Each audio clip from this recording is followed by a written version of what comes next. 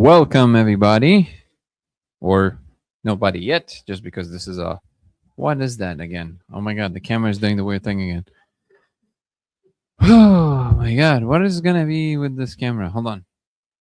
Hold on. I'm gonna switch. I'm gonna switch to another camera. There we go. And then let me change the.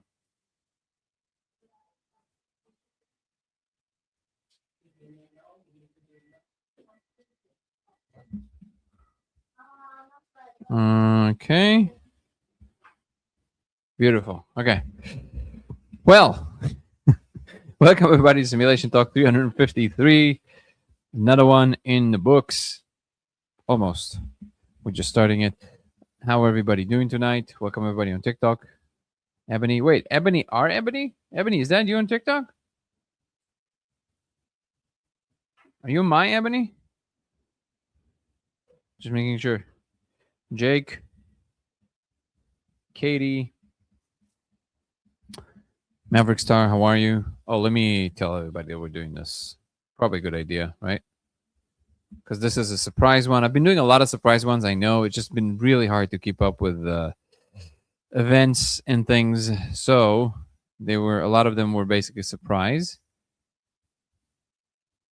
So my videos, why didn't I change it, man? Man. Shouldn't change it. Lives, and we're gonna get share a link. My brain is not braining today, but that's okay. Awesome. Let's go to Discord and drop it in. Beautiful. Okay. And now we're also going to start a live. The stage on Discord. If you guys on Discord can come and join. Come and join our Discord. Core events. Beautiful. Okay. I think everything is functioning. Welcome, Science Coherence. I am Parapodo. I will drink ayahuasca tonight. I try to connect back later. I'm hunting some coconut right now. Beautiful. Enjoy your ceremony, brother. Journey safely and with pleasure and with honor. Jake, how are you? Joe, Eddie, Happy Man, Mr. Nice Guy, Mike Palette, Kindred Pip. Kindred Pip. How are you, everybody? Katie, Ebony, Jared. Good to see everybody. Power Off is in the house. Sent and point.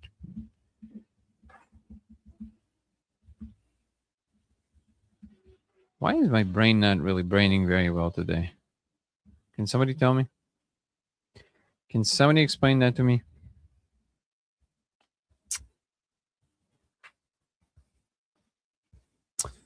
God of Mischief. That cat. Jake, K8KZ. Okay. So let's see what we can dive into today. Again, I know there was a lot of these surprise lives just because it's kind of hard for me to. Nico, how are you, my brother? Keep a good track record of time during the day. There's just too many things. But I'll go back to declaring them in advance very, very soon. Thank you, everybody, for your patience. It's 6:30 in the morning. Just woke up to join the live. Well, amazing, Maverick Star. Remind me again where you are. Is it 6:30 in the morning? That's 10 hours. Where in the world are you? Carl Young joined us today. Jake, what up? So just reminding everybody that I'm encouraging more of a human experience-based kind of conversation. In other words, whatever your question is, well, hello serendipity. Frame it in terms of what it's like to be you. Why do you care about the question you're asking? That's a more interesting thing. And maybe we can also discuss just general human affairs. What does it feel like to be you? Is it good? Is it bad? Why? Let's analyze.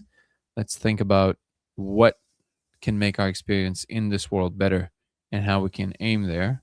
I think it's a goal worth having. Nico is in the house. Sewell 82. How are you, brother? We're both with our plants. Hey, how's it going, Tim? Good. How are you, my brother? Doing well. You can see the code on shrooms. Yes. Good question. How was your day? Things are going. I mean, I don't know. I don't like this time of the year. I think that the days just I don't get enough sunlight, and it's good. you don't like it, you don't get enough Oh, sun. dark. Got it. Well, it's true. I mean, the Bay Area does get pretty. You have a lot. You guys have a lot of what is it called? The fog, right? During this time. Yeah, and it's just like cold. It's just not. I love the fog, man. It's my favorite time of the year. It's my favorite time of the year. I love when it's cold. I love layers. I know it gets a little annoying after a little while, but like there's something very refreshing about that. It's almost like it cleans up. I think it's because you're Russian, right? Maybe. I just love it. I love when it gets cooler. Immediately my brain functions so much better automatically. And it's all like, oh, cool breeze, man. Yeah. Give it to me. All day. All day. When it gets too cold and it stays for too long, then I get it. But come on. The Bay Area doesn't get that cold, does it? Or it does for you? Well, for a California, for a SoCal kid, I feel like anything below 70 Fahrenheit Jesus. is just too cold. You know? Like if I have to wear a hoodie, I'm pissed off. Come on, man. It's the best. It's like you just close your eyes. It's like, this cold breeze. You know what I notice more in the winter? There's more scents. There's more smell. Like in the summer, everything kind of doesn't smell as fresh. Like there's not as many. You're not influenced as much by scent. When it gets a little cooler, there's like a lot of emphasis on the scent. There's like the cool breeze brings with it a lot of kind of like scents that also remind me of childhood. I guess that's one big component of it. Cat laser with shrooms trying to. Casey's in the chat. Where? With the new picture. I love that new picture of Casey. That makes me very happy. How you doing, brother?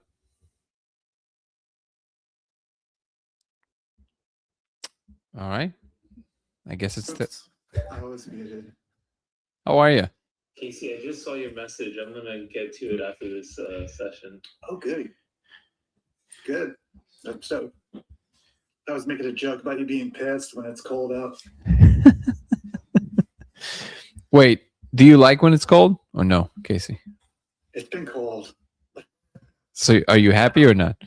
Oh, yeah. I mean, I like it when it's a little warmer. I cannot stand humidity, though. Yeah, me too. For me, humidity is very difficult. Is it pretty humid right now? No, not at all. It's kind of perfect. SoCal, I'd have to say.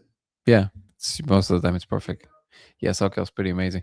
Okay, so if you guys have any questions, please frame them in terms of your own personal experience. Why do you care about this particular topic? It will make the interaction a lot more interesting.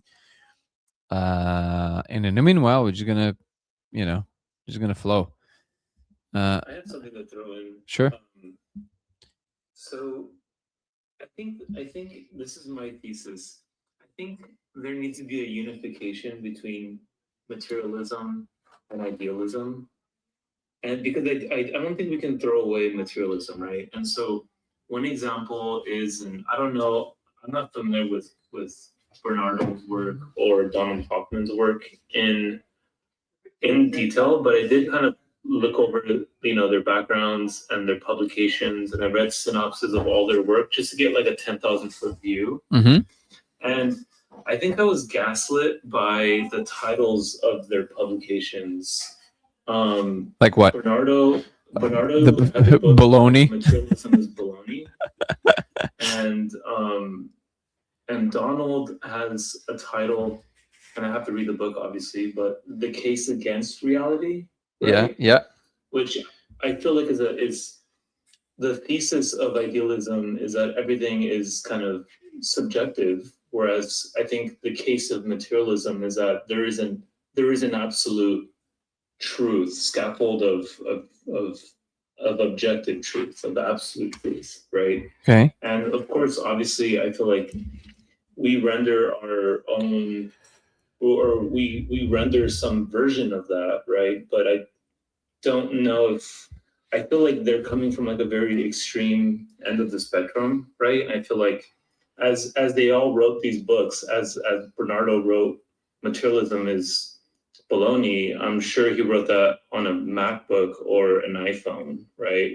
Which like was built by a very materialistic kind of ontology. So I don't know. So I think there needs to be this like unification. Does that make sense, or am I misreading? No, I think I understand what you're saying. So the first thing to say is I'm actually going to send you Ghost's paper or outline in a moment. I think he might actually have a chance of creating a framework that actually makes some sense, which I was very pleasantly surprised by. The other thing to point out is that most of the time, I don't know what happened in these particular cases, but in 99% of the time, the writer does not pick the title of the book. It's the publisher, and it's purposefully usually combustible or explosive titles just so the book will sell. If you feel strongly about it, either positively or negatively, it's going to make you much more likely to buy the book. So I'm pretty sure there's some of that in there. And I do agree with you that ultimately the unification will happen not just through the conceptual framework, but also through the attitudinal, not editorial, attitudinal. There's no word like that. I'm just made it up. So basically, through the way that the olive branch we extend one another. Because what we have to do is to be a little bit more diplomatic with our approach and say, what do people mean when they say X?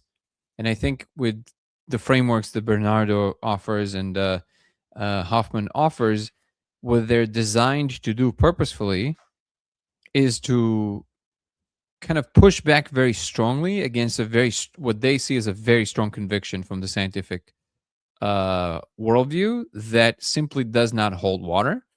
So the pushback is strong on purpose. It's almost like to say, we're unapologetic about this statement. We know how explosive it seems, but that's what we're saying without any apology, we don't want any confusion to happen. But I think moving forward, what you want to do is you want to alienate the least amount of people, and you want to bring them in. You want to expand the what we mean by the terms instead of trying to replace them. So I can totally see how we can say, hey, materialism is one framework that helps us do things at a certain scale of emergence. It does not help you to understand reality at its most fundamental level, because it isn't what we call physical, but it is a something. So if you're just saying content, quote unquote, then okay, then I guess it's still physicalism. But this attitude of what do you actually mean by what you say is what I believe needs to come on board when we're moving to these future conversations. So I can say, okay, engineers should definitely look at the world materialistically. 100%. That's what I would like. I don't want it to be any other way. But I know that ultimately, if we're talking about some fundamental levels of reality, they're not what we call physical. So physicalism doesn't really run through. But also, physicalism does assume very strongly that there is this external. And by the way, there's a category move here. I don't think that truth at bottom doesn't have to be what we call physical. I think you used the nice term. You said scaffolding of reality, almost like scaffolding of the truth, the thing that we outline around what in fact is going on to kind of point to what it is. So there is a thing out there, or a thing that is occurring a certain way, and it's not just subject to subject. Let's just call it that way. But really what idealism says is not that it's subjective, is that it's mental and it's different. Because subjective means there's a subject that perceives reality from their perspective, but reality has a different truth than what just the limited perspective is. So idealism is not talking about some subjective experience of the universe. It is a unified mental state of everything, which is different. And by the way, you can have truths that are flexible, and yet they're not infinitely unbounded. So there is still some rules by which they operate, and these rules would become the new rationale for whatever the science of the future would look like. But truth is one category, which is just the simplest way I always find to describe the truth is just the state of affairs. It is simply how things are, no matter how they are. Even if what the situation is that, so even in a situation where it's solipsism and only you actually exist, okay, well then that is the truth. That's the state of affairs. But how do you decide then? Right? That becomes the new question. So truth is one thing, subject is another thing, mental is another thing. They can be mingled together, but they're not the same thing. Does that track? Can I run something by you guys? Never. Yeah, Yeah. that helps a lot, Danny. That's I feel like you've consistently been pushing that. One thing, Casey, before I just want to wrap this up. I do think that Wolfram provides that kind of like unification, and specifically, I think like the core issue is materialists say that consciousness is an emergent phenomenon, Mhm. and I think idealists say, well, you're just saying it's magic, right? And whereas idealism is saying, no, consciousness must be fundamental because it's so orthogonal to everything. But the one thing that Wolfram says, and he's been saying this recently, and he did a really beautiful round of podcasts recently, and he said, to a computationally bounded observer, a large computational process, like an emergent phenomenon, appears to be magical or mind-blowing because you're computationally bounded, right? Because your brain can't wrap itself around what you're looking at because it's a product of so much computational irreducibility, right? And I think for me that there's something there. Like for me, I'm like, my intuition says there's something here to unpack, right? There's something here that could be in the future some potential unification, but that's all. That's kind of where my head's at right now. Yeah, and before you share, Casey, just one thing I do want to point out that to your point about the people who you said that he probably wrote the book on a laptop or phone built by materialists. I don't actually think that somebody's ontological perspective has any bearing on their ability to produce these things, because it's almost like saying if you go to a car, to a mechanic to fix your car, they most likely don't really know any fundamental physics. Definitely not quantum physics, right? So, but they can fix your car better than any physicist can. So their perception of the car is just this mechanical sets of mechanisms working together is the thing that makes them actually good at that. And the second they're going to start taking into account way too many factors, even though they are more correct and more fundamental, they won't be able to fix your car as well. They're just going to get scattered. Yeah, I mean, I agree, but if you take those tools, like like Bernardo worked at CERN, right? Where he worked with a lot of really serious physicists that take their tool, take the framework very serious, and when you extrapolate it, it it is experimentally verifiable, the tools that we are working with, and by all logic, if you extrapolate it to some very large computational process, because you are computationally bound, you should be mind blown by the outcome of that, right? How is can you explain? I'm sorry, we keep jumping over Casey. I apologize, Casey. I'll let you talk indefinitely in a moment. But you keep bringing back, and also I'm super happy, Maverick Star, that you bought The Beginning of Infinity. I'm so happy. I would love to hear your thoughts after you start reading it. You keep mentioning this thing. What up, Shailene? About mind blown. why does this have any relevance? You're just talking in terms of like it appears to just come out of nowhere kind of magic. Is that what you mean? Yeah, so the thing is, the thing I feel about idealism is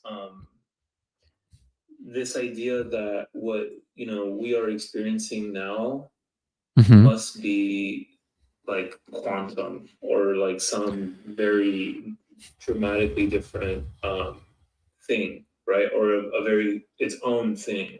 Like consciousness must be its own thing. And I feel like I'm still very much so like I leave room for there to be some quantum, but I'm like I would say 90% convinced that a computational framework can produce a conscious system, right? Or a conscious phenomenon, right?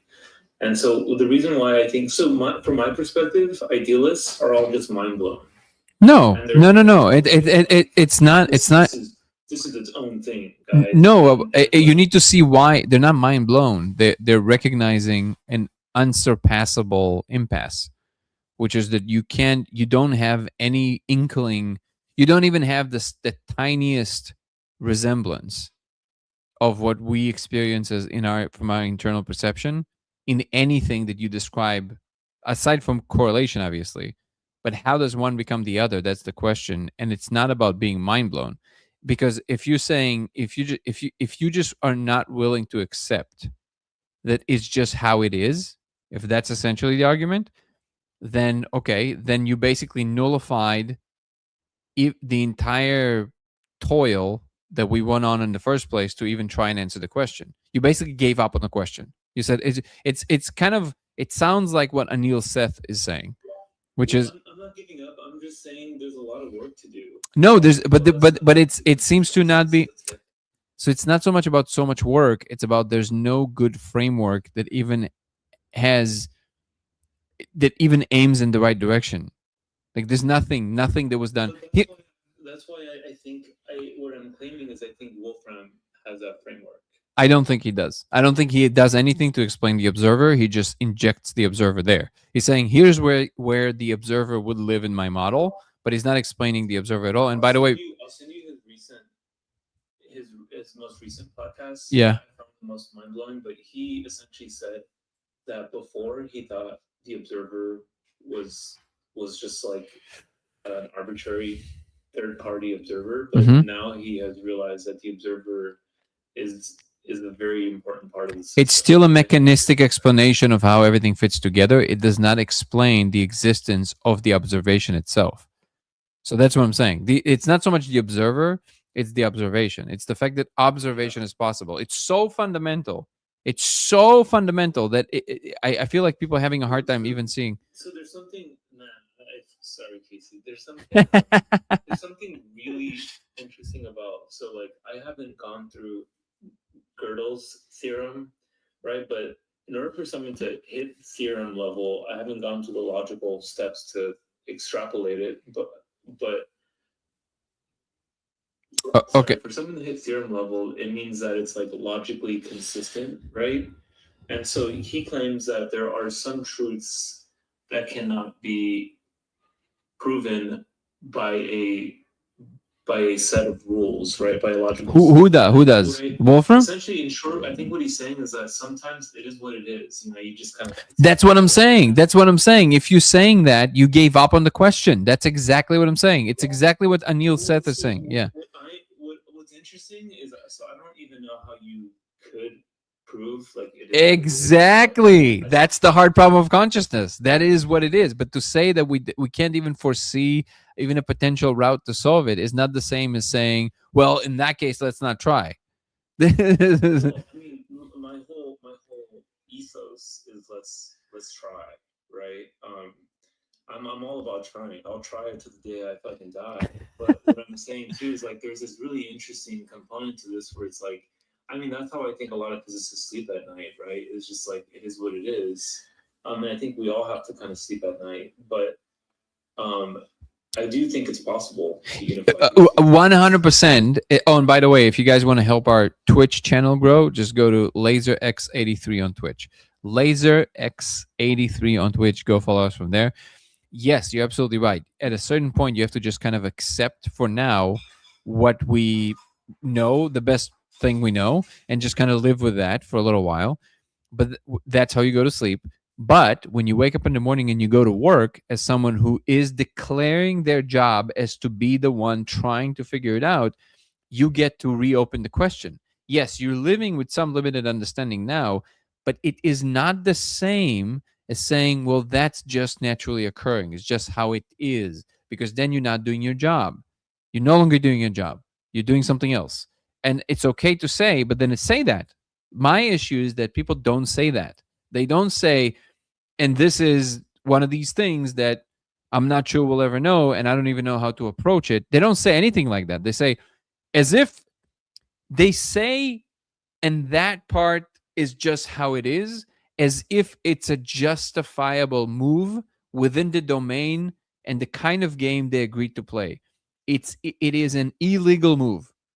It is an illegal move for someone who said, I'm going to try and figure out the fundamentals of reality. You don't get to say that ever. Not Anil Seth, when he sends this, I'm like, dude, what? Just say you gave up on the question. Like, or it's like you're not answering the same question at all. To say we can only hope to say adjacent things to it, sure, absolutely. In order to advance, we have to be able to do something, right? And that's better than nothing, for sure. But why then not be honest about this other part? Why insist as if it's like, oh, it explains it? No, it doesn't. It doesn't explain it. That's my only gripe with it. It's not that yes, you're right. You have to kind of, you have to live with a certain amount of uncertainty always. And that is the amount of uncertainty we, for now, we kind of accepted we're living with. It just feels like that when people make that other move, they're not saying for now. They're saying forever. That's what it feels like. That's the thing that I'm resisting. Casey, go on, brother. Sorry, we buried your comment. I love it. This is just part of what you guys are saying. So I was watching a great interview between Dean Radin and Peter J. Carroll, and that's what I was sending you parts of, Nico. And in it, Carroll is suggesting that consciousness may simply be the complex behavior of matter and energy rather than a separate other substance. Who said this? This guy, Peter J. Carroll, he's okay. an author. Also, that's great, Susan. I'll read your comment in a moment. Keep going. Yeah, so that it's a complex behavior of matter and energy rather than a separate other substance. And he's positing that the entire universe is of one substance, and human consciousness is an evolved self-image that creates an illusion of separation. Unless he describes the mechanism by which this happens, he's just saying things just like everybody else. That's exactly that would be my response to him. Yeah, depending on what you mean by the mechanism. Well, describe to me exactly how this happens. To say this agent is just the thing. Okay, let's bring it back to the car. No, I yeah. got more information for you. Oh, yeah, sure. So he's coming from being a materialist in this context. Yep. He rejects the idea of a dualism, the notion that the soul and mind is a separate ghostly substance floating inside a physical body. When he says it's evolved, he means it as a biological survival mechanism that developed over millions of years, just like a hand or an eye. Mm-hmm. So this is, imagine a computer that is complex enough to run a diagnostic on itself. To do that, it needs a model of itself. Carroll suggests that the brain became so complex that it needed a way to monitor its own actions and predict its own behavior. The self-image is a mental map or avatar the brain creates of itself. We mistake this map for a soul or a separate eye, but it is actually just the brain looking in a mirror. And mine as well. Yeah, this is a very known. Yeah, let me ask real quick. Sure. Can you give me the source to that? Because that sounds a lot like what I'm describing in my theory. Yeah, I'll post a link in the chat. Yeah, but just so you guys know, this is a very known. This is not a new idea. This idea is reiterated over and over and over again throughout the last century. Like there's no tomorrow. Like this is by no means a new idea. So the idea that you have some formulation of information that believes itself to be a thing. So some people use it in terms of software. So it's like some people use it in terms of a story. Like Yasha Bach talks about like what we are is basically the story itself, like the being told, right? The agency is basically that unified self-perception. It's a self-modeling thing. This is a very old idea. There's nothing new there. Is But- there a name for the idea? We can look it up. I don't know what the unified thing. I can look it up right now. He's not putting it forth as like a breakthrough new idea. This is not a new idea. This The is concept of it. this is not a new idea. This is a very old idea.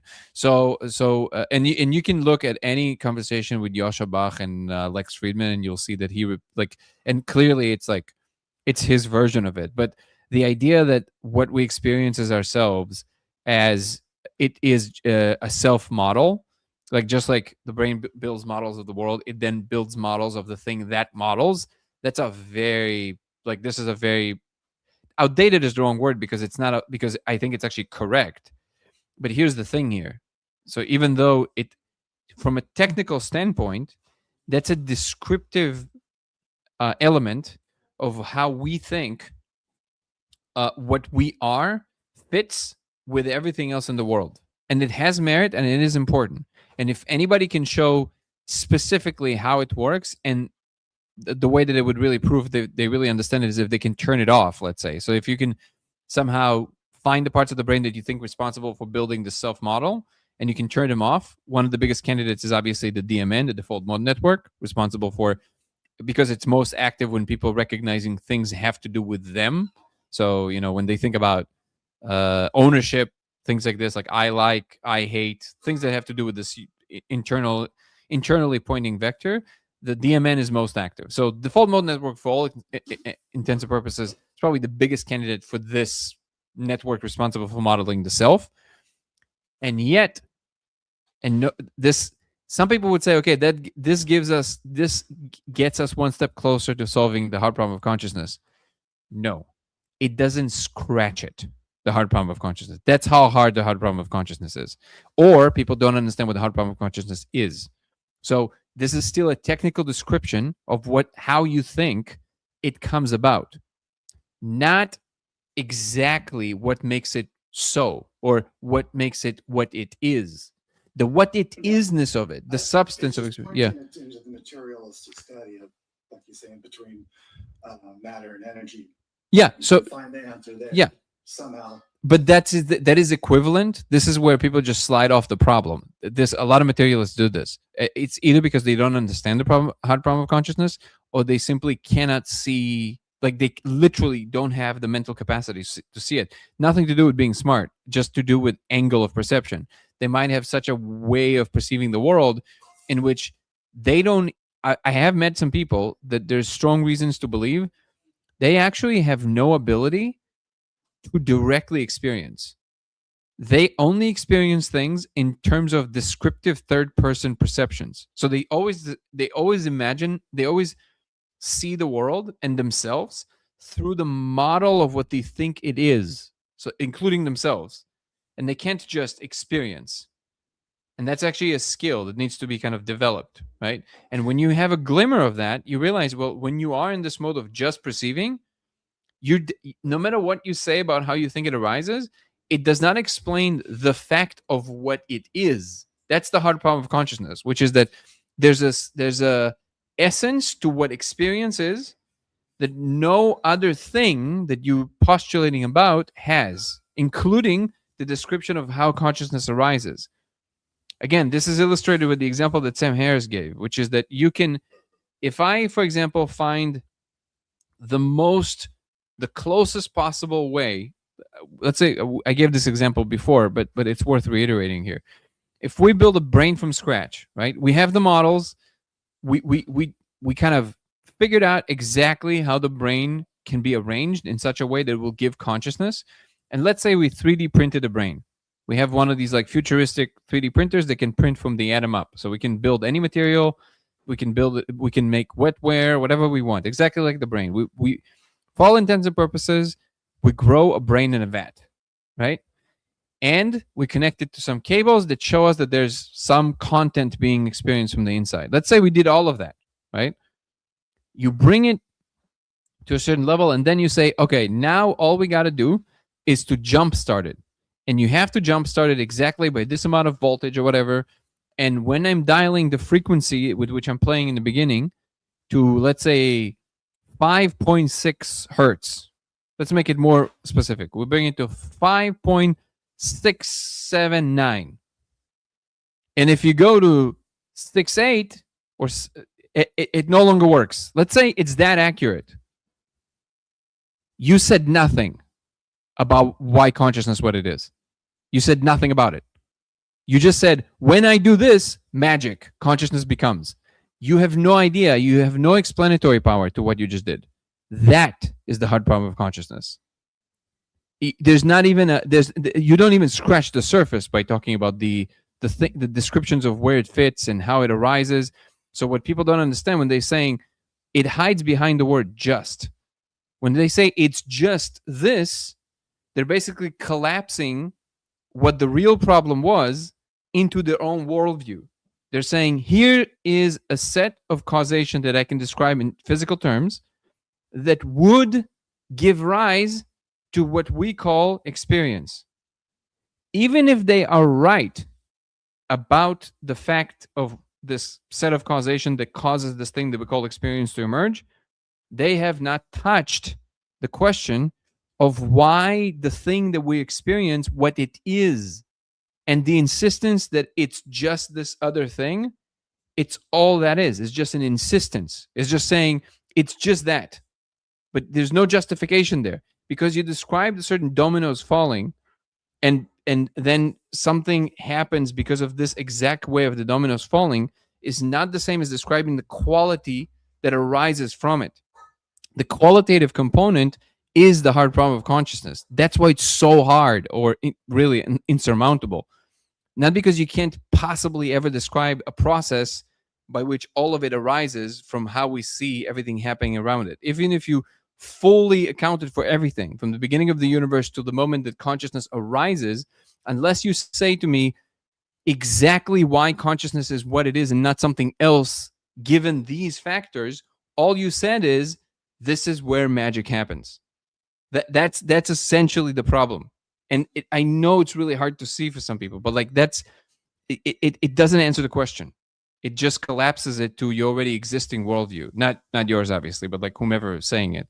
And that's a very common argument. It's like, and by the way, Yasha Bach, to me, like, is one of my favorite thinkers. He gets that wrong too. He's still saying, no, it's just the model. Yeah, but why the model this and not something else? To say it's just so is just to say it's just so. Just you reach a certain level of inability to reason, and then you say, what do you mean? It's just that. It's almost like there's a perception in them that it's self-evident. It is not self-evident. Some people can see that it is not the same as 2 + 2 = 4. There needs to be justification for it of a different kind.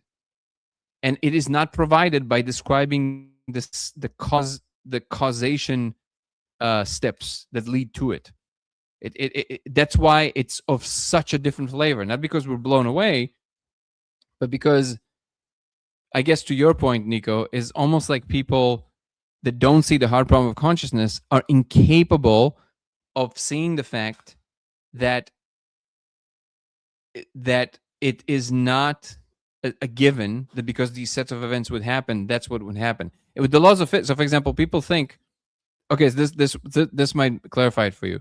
So the laws of physics by physicists, right? They're not assumed. The reason that they are kind of the most fundamental things is not that somebody on a whim decided that let's try these axioms, and then they tried a million of them, and the ones that kind of stuck with, they stayed with. That's not how it happened. They arose as a natural flow of analysis of many other things. And if you have a lot of very specific things kind of sitting really well with a lot of other really specific things, and the fact that you're changing one and all of a sudden the whole thing collapses, it gives you a very strong confidence that whatever you found is very solid. Like you followed all the logical steps of events, and then you tested it where you could, and where you tested it kind of checked out. So you kept working through it, and then other things that you didn't even expect to find, you somehow found through reasoning in that way. So it tells you that there's some kind of a external logic to the system that you are tracking to some degree. So the laws of physics are not arbitrary. They're kind of like the most fundamental behaviors we could reason about or find. Consciousness, not the existence of consciousness, not the existence of consciousness, the quality of exactly what consciousness is. In the case of the laws of physics, they are basically parameters of how reality doing things that we've attached a number to. We gave it a number, right? The amplitude of this is X. The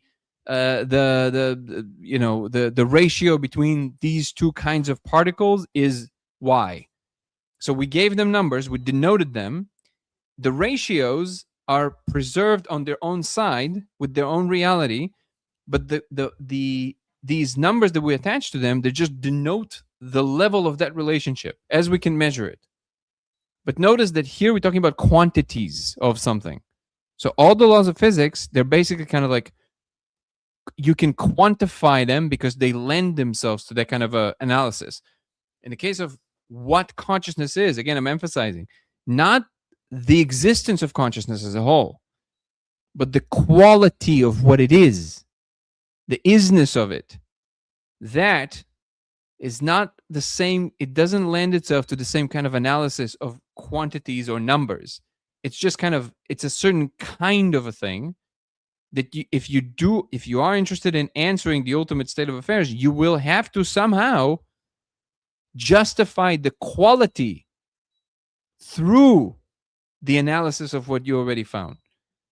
And this seeming insurmountable jump from quantities to quality is the hard problem of consciousness. So now, with everything I just said, try and think again about what this guy just said.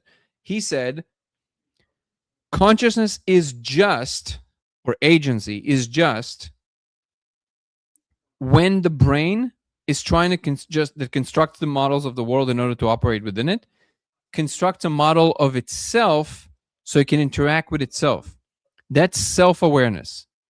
Awareness doesn't have to have a self. That's where his whole argument falls apart. And that requires a little bit, yeah. When what I was quoting or generalizing wasn't, he didn't say agency, but he does go on to talk about I'm strengthening, agency. so I'm sorry I'm cutting you off. We're talking about Nico's thing, or we're talking about my thing? Talking about your thing, but I'm actually using agency for him to strengthen his case. Because if he's saying consciousness, he from the beginning he's just wrong, right? Yeah, no, I'm seeing. Yeah, he goes on to talk about agency afterwards, and Okay. how, even physical objects can have agency if you look at it a certain way. But the consciousness, but do you see what I'm saying? The fact that consciousness is something can be there fully without any self-perception. So the argument of the model only makes sense for agents, because it has this. So think about the argument. The argument is, in order for the brain to operate in a world and consolidate a lot of very heavy information about the world, it constructs a model of a self through which all of these different facets of other models are moving through. And that would be helpful. That would actually consolidate a lot, and it would actually probably preserve a lot of energy. Instead of constantly comparing every single node to any other node, it has a central node where everything kind of sits together. It is modeled, and in it, there's like an internal experience of all of these, and that's what gives rise to these qualities. That's the argument, essentially, or that's how the argument usually goes. That's the classical version of the argument. So the quality in the classical version of the argument is basically the qualities are the property the model gives to its internal representation. That's what these things, that's what experience is made out of, right? And again, that tracks, like that actually makes sense. However, it will not explain why all of a sudden it gives rise to these exact qualities and no other qualities. So for example, if you say, when this internal model models the world in such a way where, I don't know, it gives the quality of gray, okay? And then you say, well, it's because that's how that model chose to do it. That's what it comes across. You didn't answer it. It's like, why is it this exact thing that you see as gray and not some other thing that you see as gray? Like, why is it? And to say it's just so That's my point. It's basically saying you didn't. Why did you even bother asking the question then? Then you could have just started with things are just how they are. Why are we even bothering? Like, if we are in the game of trying to answer it, at no point do you get to say, well, that one is just how it is. That doesn't make any sense. Is that confusing, or am I like, does that land at all? No, it's not confusing at all. And I think later on explains it more directly what you're talking about. Well, first of all, I'm going to watch, absolutely going to watch what you're going to share, and I'm going to tell you my honest opinion. It's just that I've heard this argument so many times, and in every case, it's just the same way with which they're missing the point. What is Dean Radin's response to that was, by the way? Oh gosh, I can't remember right now, but they go on. I think they went into agency of material objects right after that, but I can't remember exactly what his response was. Yeah, I think he might have brought up he might have, I don't know, he might have taken the illusion part and said, well, okay, if we're talking about illusion, gone down the illusion route too. But he made a few comments in there that were interesting. Like, can you give me one? I would really love to know which one. Another comment about it? Okay, another thing he brought up was about Rupert Sheldrake's, was it morphic? Morphic fields, yeah. Morphic fields. Yeah, and he had sent a friend to a lecture that Rupert was giving with a question, which was, are dinosaur morphic resonance fields still active now that they're gone? And Rupert Sheldrake's answer was yes. Whereas Peter Carroll was saying he differs from Sheldrake in that no, they're not still around, because unless there's a minds worshiping them or thinking about them, they won't be there in the field. That was one point. So they have to be held in place by other consciousnesses thinking about them. Yeah. Yeah, that's part of that. I'm actually going to look it up right now for you, Gary, to see what's the name of the original argument. I just know for a fact that this argument was done like a million times over. I don't know what the name of it. I'm going to look it up right now. What is the name of the kind of model that postulates that what consciousness is at bottom is just a way for the brain to model a self in order to consolidate a lot of information about the external Another world. interesting point they made was they brought in two groups of people, a group of meditators and then a group of magicians.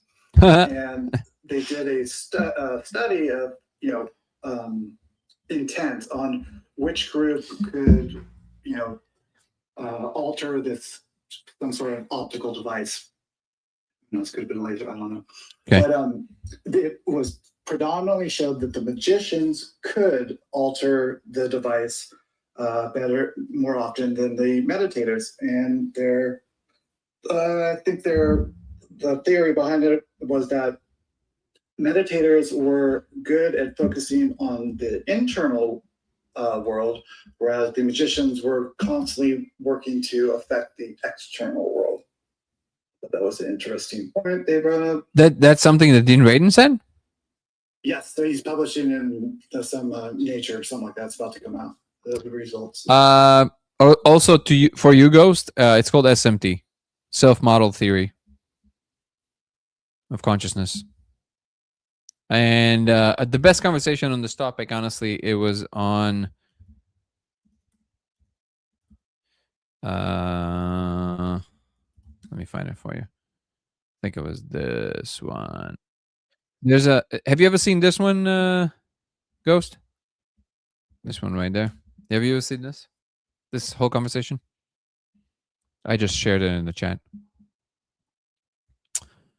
I really want to tell people about the literal interdimensional aliens I'm speaking to, but I'd rather avoid psychosis accusations. Well, you're not going to have psychosis accusations here, so feel free to speak here, or you can tell us in private, of course. But yeah, there's definitely beings that we communicate with. I don't know if you can hear us, Ghost, but like, tell me if you saw this before. And I will watch this conversation, Casey, and I just know how the arguments are made. And usually, Dude, don't even watch it. It'll drive you nuts. I bet. no, it doesn't bother me. It doesn't bother me. I understand. I appreciate people trying to think about these things. The way he speaks, but I don't know. Who knows? Go for it. They're hard to think about. I respect people who are really trying. Wait, why is Peter J. Carroll? I haven't seen this one. Yeah, watch this whole thing. This is probably the best outline of this argument that I've ever seen. And you're familiar with Joshua, right? No, I don't think so. Oh man, you were gonna love this guy. This is what he's by far. Deutsch and him are my favorite thinkers by far. And I disagree with him on this point, but he is by far one of the most fascinating thinkers. His mind is so interesting. Just yeah, you're gonna love this guy. Why is Peter J. Carroll? Why is it so familiar? Carroll. Why is he not on camera here, Casey? Nobody's ever seen him. Really? He's a very private guy. Yeah. Do you think it's me? Like, have you ever seen me and him in the same room? What? Who? Peter J. Carroll. What is that joke? You got me if it is. It is a joke. Do you think it's just me and I'm and I'm just shitting on myself? This guy's a moron. This guy's a moron. Just that would be a great prank to play on everybody. Oh, we have a good turn up. Okay, so let's first of all, playing catch up with the podcast. Subject truth is making me think of postmodernists and also progressives. My truth phenomena, totally off topic. So what about it? By the way, we'll be doing another Third Eye Drop podcast soon. So tune. That would be that would be fun. Why is the same note when we have strings, or why do 6 circles have around 1? No, it's not the same, because what it sounds to you, this particular it's the quality of experience itself. The second you have the quality of it, the reason that I think another reason that maybe people have such a hard time with it is because they keep thinking of it in terms of consciousness already being there, and then everything within it makes sense. Because like you're saying, well, if the note C or C flat is that, then because of these changes in the oscillation, if you go to D, it's a natural progression of this quality that already exists. It's a natural progression from C or C flat to D, right? Or I actually don't know enough music theory if it goes up or down, so please forgive me. But if you move from C to D, there's a logical reason as to why C sounds this way in relationship to D, but that's given that you already have the first quality to begin with. And that's the problem that people miss, which is what we're talking about here is explaining the quality in general. That's the problem. It's not that the second you have quality, then saying, well, water is just wet for people at a certain level, but you already have the quality. How did it come about to be that quality was the question. And people keep talking about the different relationships within the quality space. We're not talking about within the quality space. We're talking about even if there is such a thing, how does it move from no quality to quality? And then why is it that first initial quality and not some other quality? That's the question. So it's not the same, because all these explanations that insist that it's just what it is, they take for granted quality already being there. It's a really hard thing for the brain to do, just trying to kind of like step away from that. And this is why people who never had either very long experiences, very, years and years of experience with altered states, maybe for them it's harder to see because they don't have large enough of a repertoire of states to realize how radically different states can vary. Their range of qualities is just not wide enough. They don't realize how far this thing goes and how weird it gets, right? And so people who had a lot of altered states, it's easier for them to recognize this. And people who have experience with meditation, even more so, because they understand that you can actually step away outside of content and still have experience, which would not be explained by any of these explanations about qualities of things and waves and all of that stuff. There's a quality to pure experience without any content at all, which most neuroscientists would disagree that that's even possible, but it's absolutely possible. Shalom, shalom. Hello, hello.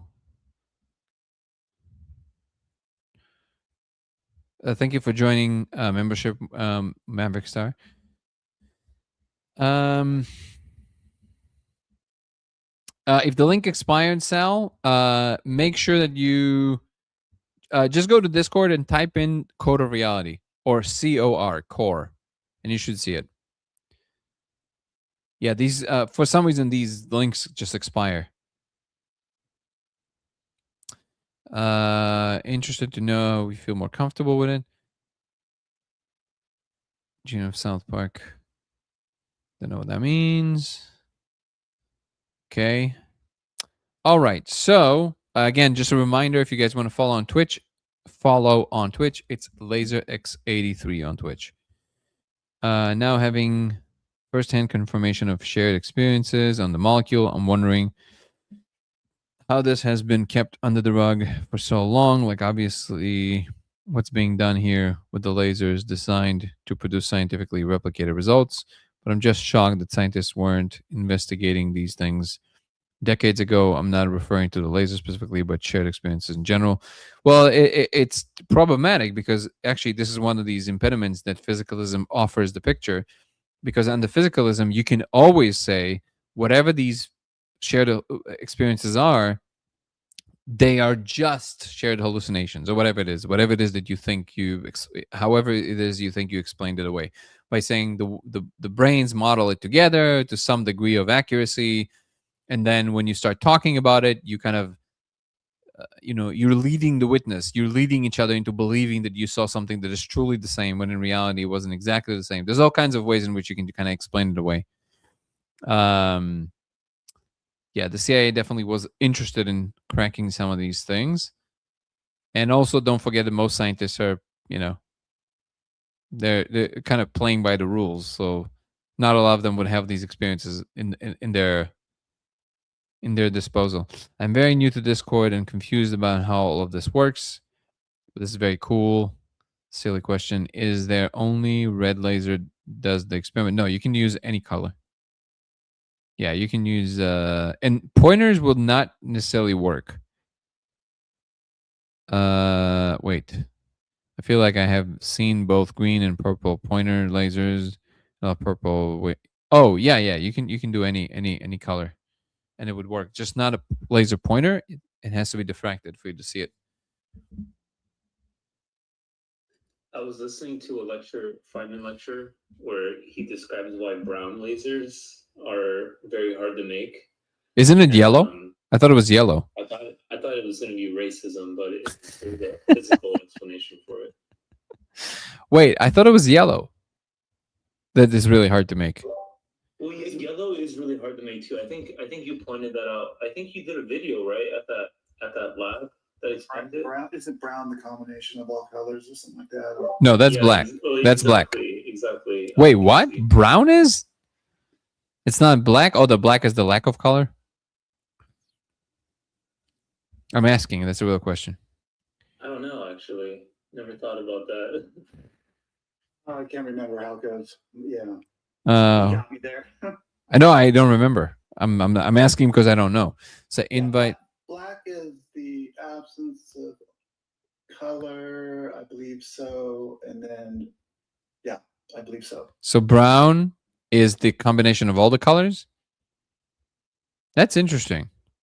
Brown is a shade of orange. Huh. Is it? I feel like, well, I mean, I can see how the progression would bring you from one to another, but I feel like,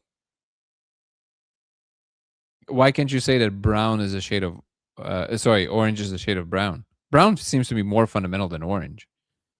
I think like with, he's talking about lasers, right, Nico? No, in the comments. Jet Black. Hold on. I'm putting the. You can't do hyperlinks here, but you're gonna have to take a snapshot of the screen and then just if you are on TikTok. There you go. I'm putting the link here for this is a relevant link for Discord, but you're gonna have to take a snapshot of your phone and then long press on it and then go and use it because I don't know why TikTok doesn't allow hyperlinks. Stupid. Parallel disciplines that could shed some insight and perhaps ground some of the esoteric concepts. It's wait, you said something else. The union. Oh, you said a lot of things. So hold on.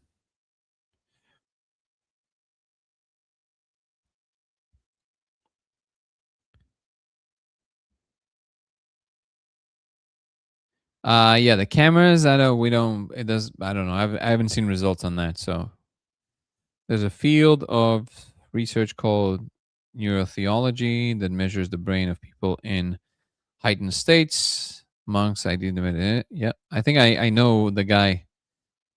Not personally, I know who you're talking about. The main guy who was spearing the way in this. Okay. What up? They've been able to identify different parts of the brain that have decreased blood flow. The regions of the brain that calculate the boundaries of self, dim in the parallax. Yeah, the DMN does. That's a known thing in psychedelic states and all that. The DMN definitely goes down in activity. Correct. It's a parallel discipline that could send some insights and perhaps ground some. Yeah. No, there's definitely something about cognitive science that have to do with studying altered states in general that will definitely yield a lot of fruit. Newberg, yes. Black in a mix of all colors. If black is a mix of all colors, if mixing pigments. Black is an absence of color if mixing light. Huh. Interesting. Thank you for that. I didn't know that. Yes, brown is a dark orange. Brown has the same hue as orange. Yeah, I can see that. But that no, I just don't know why would one be described in terms of the other. It's almost like I can say that orange is a brighter red. Isn't orange just a combination of yellow and red? Like that's what it feels like to me. Or is it only in colors? Yellow and red or black. Wait. Brown is a dark orange. Brown has the same hue as orange with added darkness. Or it's yellow and red and black. And black? Oh, and black. There you go. Got it. So that's with pigments. Orange and green make brown too. There you go. And it is interesting how you have different base colors in color and in light. That is interesting. Isn't the one with color depends on the exact substance that we're mixing? Or no? That's actually a really interesting question.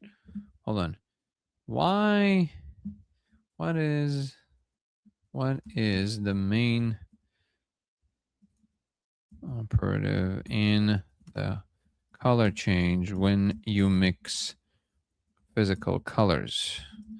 Is it the exact material the color is made out of?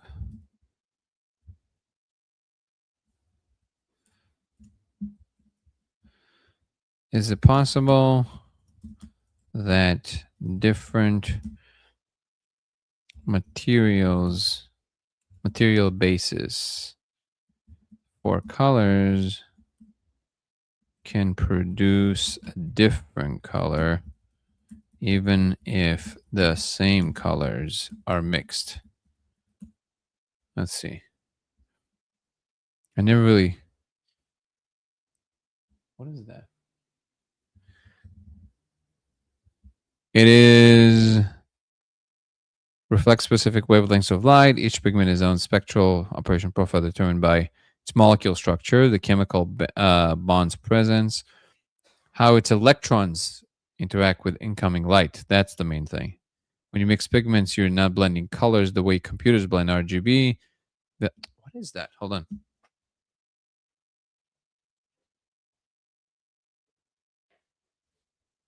My cats are going crazy right now. Hold on. So that is interesting. I didn't think of this. So it has to do with electrons. You're combining absorption profiles. The resulting mixture absorbs the union of wavelengths that each pigment absorbs, which means less light returns to your eye. And that's what creates the new perceived color. This is called subtractive color mixing. Is the exact material the pigment is made from the manufacturer? Yes, absolutely. Two pigments that look identical to the eye, say 2 brands of blue paint, can have very different spectral signatures depending on what minerals or organic compounds they're made from, particle size, binder, manufacturing process, impurities. Okay, so it is more kind of depending on the exact material. I never really thought of that. Oh, totally. Down to like using ostrich egg yolk and Oh yeah, I forgot you're an artist. You know all about you know all about this. So how do you? Is it just so we kind of converge because we use most of the time the same materials for the colors that we use for painting? yeah, once they develop like acrylics and stuff like that, it's a whole different story because a lot of the, what they originally would use are just really hard to get elements and stuff to get those blues and stuff like that. So somebody who does remember, remind me. So it's RGB, right, with light. So red, green, blue, and with the so with colors, it's blue, yellow, and green or red. What are the base colors with color? The 3 that you can make. No, so with light, red, green, and blue would give you all the other colors. You can mix them to become all the other colors. With paint, it's 3 different colors. It's not. It's also red and blue or green and yellow. One of them is substituted. Well, there's also CYMK. No, that's right, but that's a color space. So like the color space is just it's a different way that you measure the distance between colors. But with light, you can take the wavelength of red, the wavelength of blue, the wavelength of green, and you can mix all the other colors. But with physical colors, it's 3 different bases. Hold on. So what are the 3 base colors in physical paint? Yeah, I think you're talking about where there's like, what is it, 7 or 9 colors on the color wheel, and then where they come together. Yeah, no. It's no. It's just red, yellow, and blue. Mm. So it's not green. The green is substituted with yellow. RYB. Yeah. Blue and yellow make green. Yeah. Yeah. Well, so with physical color, red, yellow, and blue would give you all the other colors, which is different than with light. But I wonder why, if it is substrate dependent, why would it be so universal or stated in such a universal way? Why is Fanta black? What is Fanta? You mean like the what? The blackest black they have come out with. Yeah. Typically. Oh, it's called Fanta Black. Yeah, I think it's like it has 0 reflectivity. That's yeah, I've seen this. It's really cool. I love using it. It's great. Or I think it's the emissivity is 0. Emissivity? What does that mean? Like I think it doesn't emit any light back. Oh, okay. It looks like something is missing from the computer program, like a void. Or on a hard surface when you use it as paint, it's great. When I say why do 6 circles fit around 1? Whatever consciousness is, it seems it's important for it to notice these emergent patterns, phenomena, including the range in which we see and hear. Right, because of the environment we find ourselves in. That's not a mystery. That's pretty obvious. The megastructure obsessively repeats certain numbers like 108, 144, etc., because they noticed and came to completely comprehend the quality of numbers. The greatest minds throughout history said things like numbers was before the object described. Its reality is strings, instruments. Well, numerals, not numbers, but numerals maybe.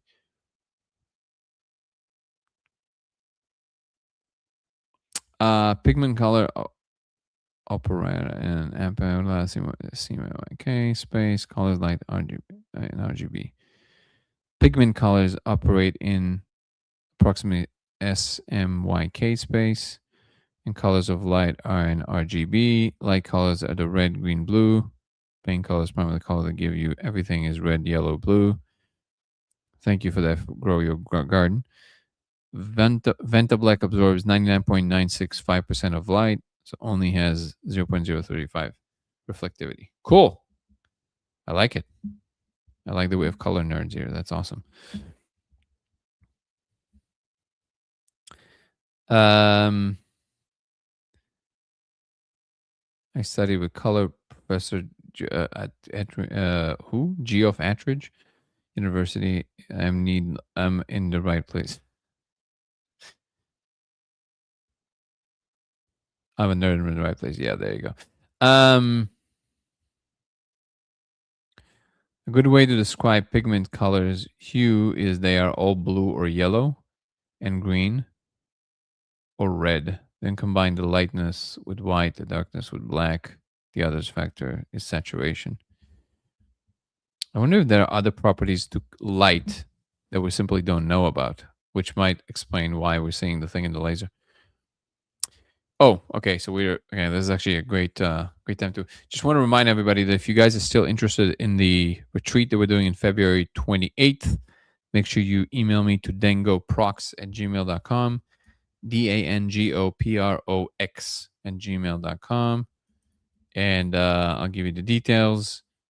There's a few more spots left, so I think you should be good within the next couple of weeks to still sign up. So let me know if you're interested in that. Again, it's dangoprox@gmail.com. Just email me and I'll give you some details. It's going to be February 28th. So let me know about that. I think we'll slowly adjourn. If you guys want to still donate to the film, we're in post-production. We're kind of like at the tail end of the process, but still very much full force ahead.